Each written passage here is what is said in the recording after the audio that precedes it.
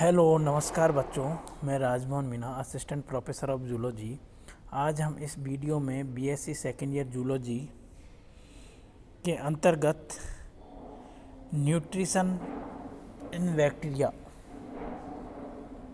के बारे में अध्ययन करेंगे कि जो बैक्टीरिया होते हैं उनमें पोषण किस प्रकार से होता है, उनमें पोषण के क्या प्रकार होते हैं, टाइप्स होते हैं के बारे में अध्ययन करेंगे। सभी जीवों में वृद्धि हेतु ऊर्जा, हाइड्रोजन और इलेक्ट्रॉन की आवश्यकता होती है। पोषकीय आवश्यकताओं के आधार पर सूक्ष्म जीवों को अलग अलग श्रेणियों में रखा गया है। सूक्ष्म जीवों के ये पोषकीय प्रकार निम्नांकित हैं, जैसे ऑटोट्रॉप्स। सूक्ष्म जीवों में प्रकाशीय ऊर्जा के द्वारा अपना भोजन स्वयं बनाया जाता है। ऑटोट्रॉप्स के अंतर्गत ऐसे माइक्रो ऑर्गेनिज्म को सम्मिलित किया जाता है जो अपने भोजन की रिक्वायरमेंट के लिए दूसरे पर निर्भर नहीं होते हैं। वो प्रकाश की प्रेजेंसी में अपना भोजन स्वयं तैयार कर लेते हैं। ऐसे जीवों को ऑटोट्रॉप्स कहते हैं। नेक्स्ट है हेटेरोट्रॉप्स। ये अन्य सजीवों द्वारा पहले से निर्मित कार्बनिक पदार्थों के विघटन से ऊर्जा की प्राप्ति करते हैं। कार्बनिक पदार्थों जो पहले के जीव होते हैं या दूसरे जीव होते हैं उनके द्वारा निर्मित किए जाते हैं, और उनके कार्बनिक पदार्थों के विघटन से जो ऊर्जा रिलीज होती है उससे ये अपनी पोषण प्राप्त करते हैं, जो उनको हेटेरोट्रॉप्स के नाम से जाना जाता है। थर्ड है फोटोट्रॉप्स। ये सूक्ष्म प्रकाशीय स्रोत को ऊर्जा के स्रोत के रूप में काम में लेते हैं। जो प्रकाशीय ऊर्जा होती है उसको न्यूट्रिशन के रूप में काम लेते हैं, उनको फोटोट्रॉप्स कहा जाता है। कीमोट्रॉप्स। ये सूक्ष्म जीव कार्बनिक और अकार्बनिक पदार्थों के ऑक्सीकरण से ऊर्जा की प्राप्ति करते हैं। जो केमिकल पदार्थ होते हैं वो इनकी न्यूट्रिशन का काम करते हैं, उनको कीमोट्रॉप्स कहते हैं। फिफ्थ है लिथोट्रॉप्स। इस प्रकार के सूक्ष्म जीव अपचयित अकार्बनिक पदार्थों को इलेक्ट्रॉन के स्रोत के रूप में काम में लेते हैं। अपचयित कार्बनिक पदार्थों के रूप में काम में लेते हैं, तो इनको किस नाम से जाना जाता है? लिथोट्रॉप्स। नेक्स्ट है ऑर्गेनोट्रॉप्स। इस प्रकार के सूक्ष्म जीव कार्बनिक यौगिकों से हाइड्रोजन, आयन या प्रोटॉन तथा इलेक्ट्रॉन को प्राप्त करते हैं, ऑर्गेनोट्रॉप्स कहते हैं। Photo autotrophs. इस प्रकार के सूक्ष्म प्रकाशीय ऊर्जा व CO2 को उपयोग में लेते हैं। Chemo heterotrophs. ये सूक्ष्म जीव कार्बनिक पदार्थों को ऊर्जा और प्रोटॉन, इलेक्ट्रॉन और कार्बन के स्रोत के रूप में उपयोग में लेते हैं। नेक्स्ट है फोटोलिथोट्रॉप्स हेटेरोट्रॉप्स। ये सूक्ष्म प्रदूषित जलीय स्रोतों में पाए जाते हैं। ये कार्बनिक पदार्थों को कार्बन के स्रोत में हाइड्रोजन, H2S तथा सल्फर को इलेक्ट्रॉन दाता के रूप में उपयोग में लेते हैं। नेक्स्ट है कीमोलिथोट्रॉपिक ऑटोट्रॉप्स। इस समूह के सूक्ष्म जीव अकार्बनिक पदार्थों के ऑक्सीकरण से ऊर्जा और इलेक्ट्रॉन की प्राप्ति करते हैं। मिक्सोट्रॉपिक्स। इस सूक्ष्म में सजीव कार्बनिक और अकार्बनिक पदार्थों को ऊर्जा के रूप में काम में लेते हैं। तो ये विभिन्न प्रकार के न्यूट्रिशन टाइप्स होते हैं जिससे विभिन्न प्रकार के बैक्टीरिया होते हैं अपना न्यूट्रिशन प्राप्त करते हैं। नेक्स्ट है पोष की आवश्यकताएं, न्यूट्रिशनल रिक्वायरमेंट्स।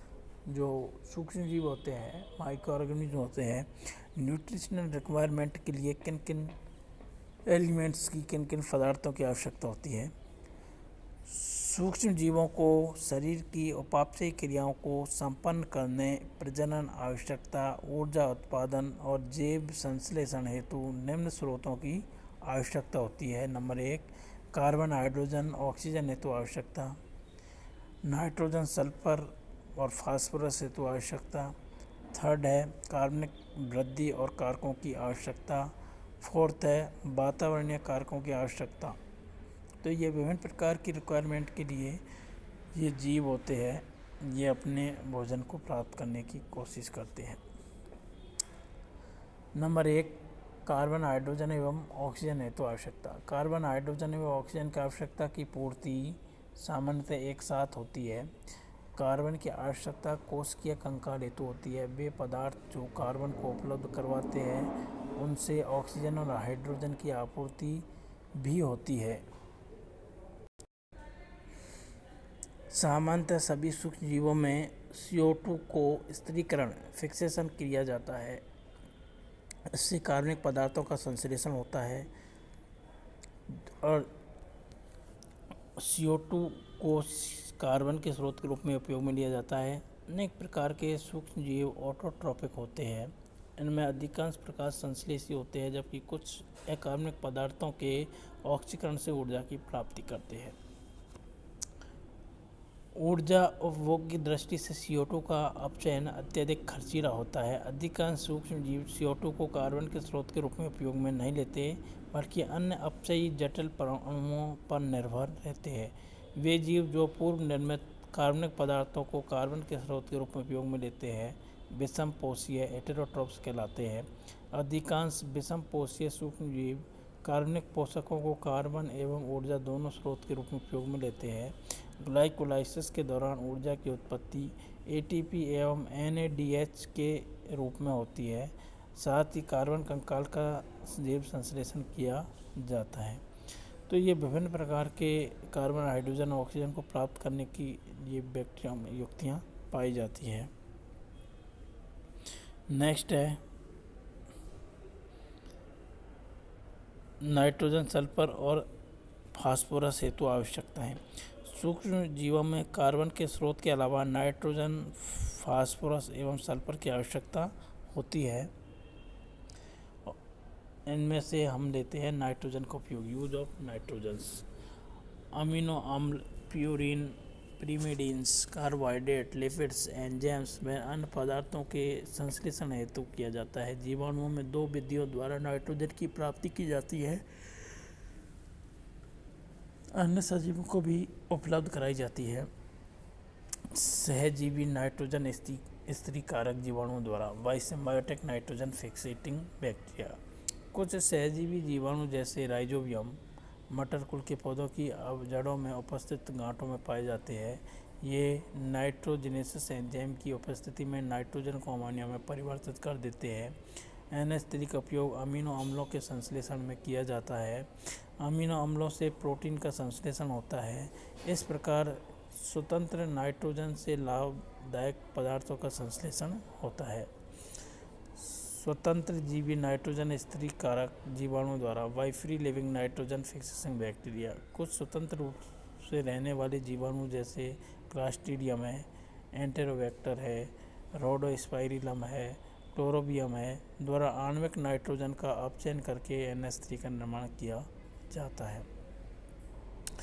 कुछ रसायन स्वपोषी जीवाणु जैसे नाइट्रोसोमोनास NH3 को NH4+ में ऑक्सीकृत कर देते हैं। इस क्रिया के फलस्वरूप NO2 आयन एवं ऊर्जा प्राप्त होती है।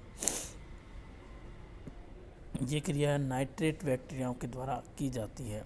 मृदा में पाए जाने वाले जीवाणु जैसे नाइट्रोबैक्टर में नाइट्रेट को नाइट्रेट आयनों में ऑक्सीकृत कर दिया जाता है। नाइट्रेट बैक्टीरिया जिन नाइट्रेट आयनों का उपयोग नहीं होता है उनको NH3 में अपचयित कर दिया जाता है। यह क्रिया विनाइट्रीकरण कहलाती है, डिनाइट्रिफिकेशन कहलाती है।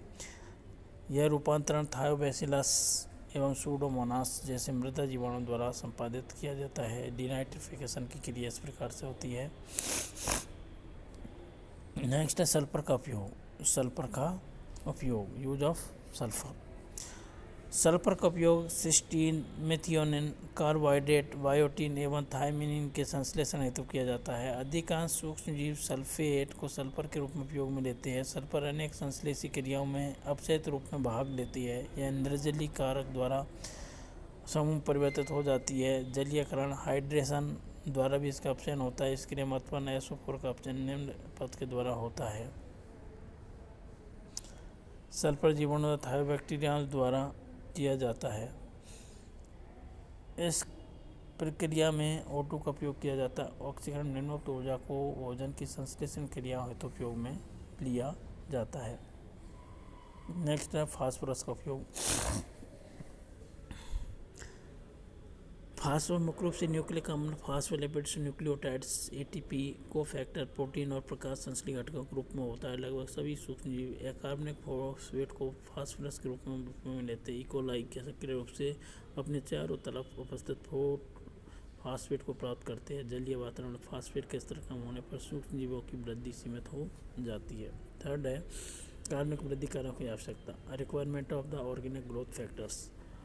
फोटोलिथोट्रॉफिक ऑटोट्रॉफ में वृद्धि और प्रजनन क्रिया उस समय होती है जब इनको खनिज carbon, hydrogen, oxygen, nitrogen, phosphorus, sulphur के रूप में प्रचुर रूप में उपयोग में हो। इन सूक्ष्म जीवों में वे समस्त एंजाइम उपलब्ध होते हैं जिनसे कोशिका के लिए आवश्यक सभी घटकों का संश्लेषण किया जाता है। दूसरी तरफ कुछ सूक्ष्म जीवों में एक या अधिक आवश्यक एंजाइम अनुपस्थित होते हैं। इनमें आवश्यक पदार्थों का संश्लेषण नहीं हो पाता है। इन आवश्यक पदार्थों की पूर्ति हेतु सूक्ष्म जीवों के वातावरण में उपस्थित इन पदार्थों या उनके पदार्थों पर निर्भर रहना पड़ता है। इस प्रकार के संश्लेषी यौगिक जो सूक्ष्म जीवों द्वारा संश्लेषण नहीं हो पाते हैं, इनको बाह्य वातावरण में प्राप्त किया जाता है। इस प्रकार के कारक वृद्धि कारक ग्रोथ फैक्टर कहलाते हैं। वृद्धि कारकों को मुख्य रूप से 3 श्रेणियों में रखा गया है: अमीनो एसिड्स, प्यूरिन और पेरिमिडिन्स, विटामिन्स। अमीनो अम्ल का उपयोग प्रोटीन संश्लेषण में किया जाता है। प्यूरिन और पाइरिमिडिन इनका उपयोग डीएनए और आरएनए के संश्लेषण में किया जाता है। विटामिन्स छोटे कार्बनिक अणु होते हैं जो एंजाइमों के कोफैक्टर का कार्य करते हैं। सूक्ष्म की वृद्धि हेतु इनकी बहुत कम मात्रा में आवश्यकता होती है। कुछ जीवाणु जैसे स्ट्रेप्टोकोकस फीकैलिस को वृद्धि हेतु 8 विटामिन की आवश्यकता होती है। हीमोफिलस इन्फ्लुएंजा को वृद्धि हेतु हीम की आवश्यकता होती है। कुछ माइकोप्लाज्मा के द्वारा कोलेस्ट्रॉल का उपयोग भी किया जाता है। अधिकांश विटामिन अमीनो अम्लों को बायोएसे के निर्धारण में लैक्टोबैसिलस और स्ट्रेप्टोकोकस का उपयोग किया जाता है। जब जीवाणुओं की संवर्धन माध्यम में वृद्धि कराई जाती है तो यह पाया गया कि जब संवर्धन माध्यम वृद्धि कारक प्रचुर मात्रा में उपस्थित होते हैं तो सूक्ष्म जीवों में तेजी से वृद्धि होती है। सूक्ष्म जीवों में होने वाली वृद्धि कारकों की मात्रा में समानुपाती होती है। तो इस प्रकार से ये न्यूट्रिशंस वैल्यू होती है बैक्टीरियाओं के अंदर पाई जाती है।